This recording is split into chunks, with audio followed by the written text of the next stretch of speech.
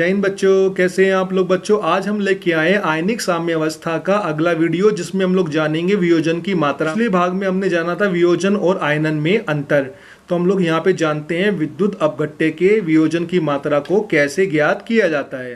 किसी विद्युत अपघट्य पदार्थ के मोलों का वह अंश जो जल वियोजित होता है, पदार्थ की वियोजन मात्रा अल्फा कहलाती है। आप जानते हैं विद्युत अपघट्य पदार्थ वे पदार्थ होते हैं जो जल में घुलने पर आयन प्रदर्शित करते हैं। विद्युत अपघट्य दो प्रकार के होते हैं, तो यहाँ पे उनकी वियोजन की मात्रा अल्फा के आधार पे ही आप बता सकते हैं कि विद्युत अपघट्य की प्रकृति कैसी होगी, क्या वह प्रबल होगा या फिर वह दुर्बल होगा। इसका निर्धारण वियोजन की मात्रा अल्फा द्वारा किया जाता है। अब अल्फा कैसे ज्ञात करते हैं, ये हम लोग एक सामान्य समीकरण द्वारा प्रदर्शित करते हैं। आप लोग देख पा रहे हैं कि हमने यहाँ पे ए बी एक विद्युत अपघट्य पदार्थ लिया है जो जल वियोजित होकर ए धनायन और बी ऋणायन देता है। अगर हम लोग यहाँ पे ये ज्ञात करना चाहते हैं कि ए बी का कितना वियोजन हुआ है, कितना ये टूटा है आयनों में, तो यह पता चलेगा हमको अल्फा के द्वारा, अर्थात वियोजन की मात्रा के द्वारा।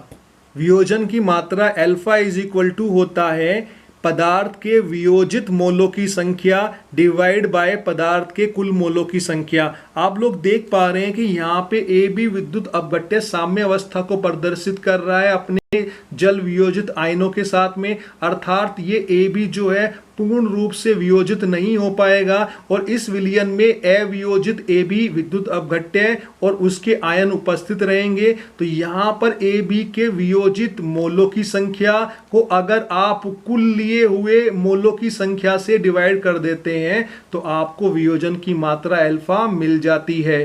वियोजन मात्रा अल्फा का निर्धारण अणु संख्यक गुण जैसे परासरण दाब, वाष्प दाब का अपेक्षिक अवनमन, क्वथनांक का उन्नयन, हिमांक का अवनमन द्वारा किया जाता है। बच्चों आप जानते हैं एक हमारा चैप्टर होता है जिसका नाम विलयन है, वो 12th क्लास में आता है। तो विलयन में अणु संख्यक गुण धर्म आप पढ़ते हैं, वहां पे परासरण दाब, वाष्प दाब का अवनमन, क्वथनांक का उन्नयन और हिमांक का अवनमन पढ़ा जाता है। बच्चों इन चारों अणु संख्यक गुणों द्वारा आप किसी भी विद्युत अपघट्य के वियोजन की मात्रा अल्फा को ज्ञात कर सकते हैं। लेकिन सामान्यतया इन चारों के अलावा एक पांचवा गुणधर्म भी होता है जिसके द्वारा हम वियोजन की मात्रा को आजकल ज्ञात करते हैं।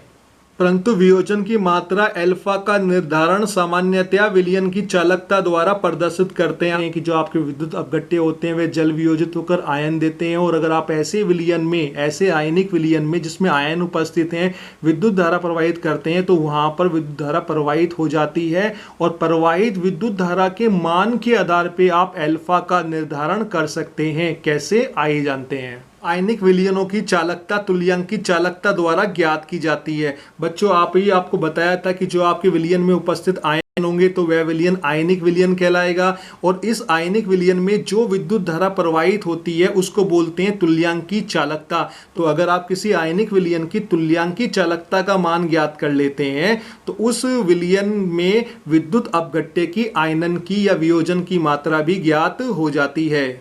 यहाँ पे आप देख पा रहे हैं लैम्डा समानुपातीय विलयन में उपस्थित आयनों की संख्या के, अर्थात यहाँ पे तुल्यांक की चालकता लैम्डा जो है उसका मान निर्भर करता है कि आपके विलयन में कितने आयन उपस्थित हैं। हम लोग इसको ऐसे भी दिखा सकते हैं, लैम्डा समानुपाती होता है विद्युत अपघट्य के वियोजित मोलों की संख्या, अर्थात अगर आपका विद्युत अपघट्य के ज्यादा मोल आयनित होंगे, ज्यादा मोल वियोजित होंगे तो उस विलयन में उपस्थित आयनों की संख्या भी ज्यादा होगी। अगर अपघट्य कम वियोजित होगा तो मोलों की संख्या कम होगी, तो आयनों की संख्या भी कम होगी, अर्थात तुल्यांक की चालकता कम होगी। तो तुल्यांक की चालकता लैम्डा जो है वो निर्भर करती है विलयन में वियोजित मोलों की संख्या या फिर उपस्थित आयनों की संख्या पर। स्पष्ट हुआ होगा आपको। अगर हम लोग इसको संक्षेप में बताना चाहें तो यहाँ पर अल्फा इज इक्वल टू होगा lambda v divide by lambda infinite.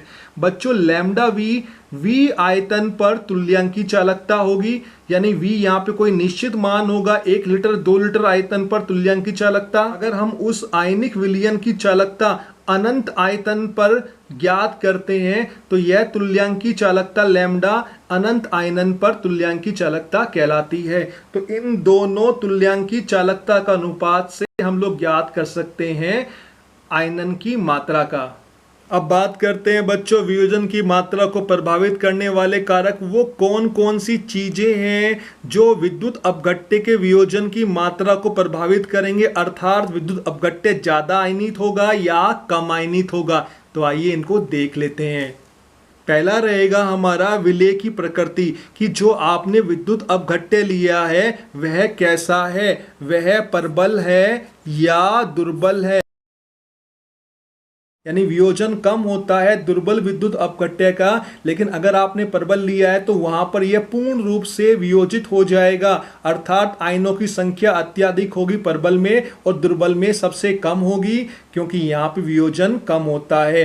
तो वियोजन की मात्रा आपके लिए गए विद्युत अपघट्य की प्रकृति पे निर्भर करेगी कि आपने कौन सा लिया है, प्रबल वाला या फिर दुर्बल वाला। दूसरा होता है बच्चों विलायक की प्रकृति, की विद्युत अपघट्य पदार्थ को घोलने के लिए आप कैसा विलायक ले रहे हैं। तो यहाँ पे निर्भर करता है ध्रुवीय विलायक, जितना ज्यादा आपका ध्रुवीय विलायक होगा उतना ही ज्यादा आपका यहाँ पे वियोजन होगा। यानी कि विद्युत अपघट्य के वियोजन की दर या मात्रा निर्भर करती है विलायक की ध्रुवणता पे। अगर वहां पे वह अधिक ध्रुवीय है तो वहां पे वियोजन ज्यादा होगा। मान लीजिए आप किसी विद्युत अपघट्य को जल में घोलते हैं या फिर आप घोलते हैं अल्कोहल में, तो जल जो है वह अधिक ध्रुवीय विलायक है, अर्थात उसमें अधिक वियोजन होगा, अधिक आयन मिलेंगे। लेकिन अगर आपने वहां पर विलायक में अल्कोहल ले लिया है, इथाइल अल्कोहल ले लिया है, तो वहां पर वियोजन कम होगा क्योंकि वह कम ध्रुवीय है जल की तुलना में। अब लेते हैं बच्चों विलयन की सांद्रता। विलयन की सांद्रता पे बहुत कुछ निर्भर करता है। अगर आपको यहाँ पे ये ध्यान रखिएगा कि अगर आपने विलयन ले लिया है अधिक सांद्र, उसके अंदर सांद्रता अधिक है विलयन की, तो वियोजन कम होगा। लेकिन अगर सांद्रता कम होगी तो वियोजन अधिक होगा। व्युत्क्रमानुपाती संबंध होता है, ध्यान रखिएगा। अगला है तापमान। तापमान समानुपाती होता है वियोजन के। अगर आप ताप बढ़ाते चले जाते हैं तो वियोजन की दर बढ़ती चली जाती है, और अगर आप ताप कम रखते हैं तो वियोजन कम होगा। बच्चों आज हमने जाना वियोजन की मात्रा क्या होती है और कैसे ज्ञात की जाती है, और उन कारकों के बारे में जो विद्युत अपघट्य के वियोजन की मात्रा को प्रभावित करते हैं। तो उम्मीद है आपको यह स्पष्ट हुआ होगा।